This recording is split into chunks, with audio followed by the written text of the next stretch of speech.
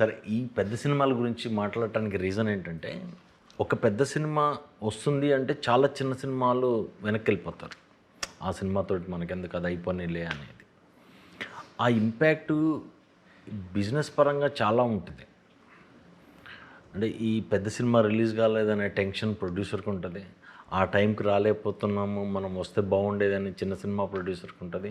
అటు థియేటర్ వాళ్ళకేమో అరే నా థియేటర్కి కలెక్షన్ వచ్చేది, నా క్యాంటీన్ ఫుల్ అయ్యేదని వాళ్ళకు ఉంటుంది. వీళ్ళ మీద డిపెండ్ అయిన చాలామంది thousands of people partially impartially depends upon the movie releases. ఇవి ఎప్పటికి సెట్ అవుతాయంటారు? అంటే ఇప్పుడు మార్కెట్ డైనమిక్స్ అలా ఉందండి. మనం ఏం చేయలేము దాన్ని. అంటే ఇప్పుడు ఎగ్జిబిటర్ తను సర్వే అవ్వాలని తను అనుకుంటాడు, డిస్ట్రిబ్యూటర్ తను సర్వే అవ్వాలని తను అనుకుంటాడు, ప్రొడ్యూసర్ తను సర్వే అవ్వాలని తను అనుకుంటాడు. అందరూ ముగ్గురు ఇంటర్డిపెండెంట్ అయినా సరే ఎవరు గోల్స్ వాళ్ళకి ఉంటాయి. అరే నేను ఇంత ఖర్చు పెట్టాను కూడా నాకు రికవరీ ఉండాలని నేను అనుకుంటారు. డిస్ట్రిబ్యూటర్ గారు అయినా ఇంతకుముందు సినిమాలన్నీ లాస్ అయినాయి, ఇవన్నీ కూడా ఈ సినిమాలో కవర్ అవుతే బాగుంటుందని అనుకుంటాడు. ఎగ్జిబిటర్ కూడా నా క్యాంటీన్ సేల్స్ సరిగ్గా లేవు, లేదా రెంటల్ సరిగ్గా రాలేదు, పర్సంటేజ్ సరిగ్గా రాలేదు, ఈ పెద్ద సినిమాలతో వస్తాయి కదా అని తను అనుకుంటాడు. So in the process small film definitely suffer అనేది ఉంటుందంట. Always big is big, small is small, there is no doubt about that. ఇప్పుడు దేనికైనా రన్ అనేది ఇప్పుడు వెరీ రేర్గా 50 days రన్కి వెళ్తుంది, కానీ తత్మే ఏదున్నా 3 weeks 4 weeks తప్ప ఏముంటలేదు.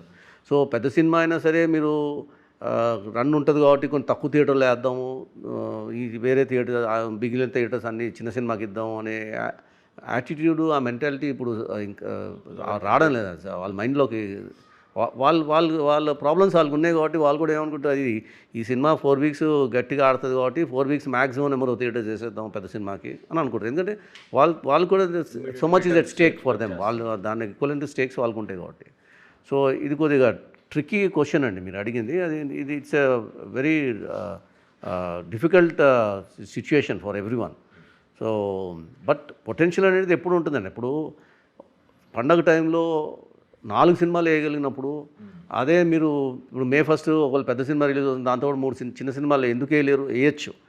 కానీ పండగ టైంలో వచ్చేంత క్రౌడ్ May 1 వచ్చేంత క్రౌడ్ తక్కువ ఉంటుంది కాబట్టి ఆ పెద్ద సినిమా ఆ టైంకి వస్తుంటే అందరూ దానికే ప్రిఫరెన్స్. ఇప్పుడు పెద్ద ఒకవేళ April 30th రిలీజ్ అంటే May 1 రిలీజ్ అవుతున్న సినిమాలుకి డెఫినెట్గా స్టెప్ మదర్లీ ట్రీట్మెంట్ అనేది వచ్చేసేది డౌట్ లేదు అందులో. So unless that big movie doesn't do well, అప్పుడు తర్వాత నెమ్మదిగా స్లోలీ ఇంక్రీజ్ చేయడం తప్ప. అది బాగా ఆడింది అనుకోండి, వీళ్ళు కిల్ అయిపోయినట్టు. సో ఇది కొద్దిగా very difficult situation. We hope that things will fall in to place and some solution comes in the best interest of every one అండి. అది హోప్ అంతే. అంటే ఇది చాలాసార్లు నేను అంటే చాలామంది ప్రొడ్యూసర్ల దగ్గర కానీ డైరెక్టర్ల దగ్గర కానీ ఇలాంటి సిచ్యువేషన్ వచ్చినప్పుడు ఏ సిచ్యువేషన్ ప్రాబ్లం వచ్చినా కానీ వాళ్ళు మాత్రమే నా సినిమా వరకు చాలు అనుకునే వాళ్ళు ఎక్కువ మంది ఉంటారు. కలెక్టివ్గా ఒక డిసిషన్ తీసుకుందామనే సిచ్యువేషన్ అంత గుడ్ అట్మాస్ఫియర్ ఉందంటారా ఫిల్మ్ ఇండస్ట్రీలో?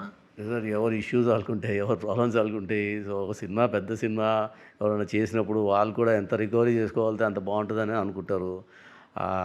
కలెక్టివ్ డిసిషన్స్ తీసుకోవాలనేది ఒకసారి వర్కౌట్ అవ్వచ్చు, ఒకసారి వర్కౌట్ కాకపోవచ్చు.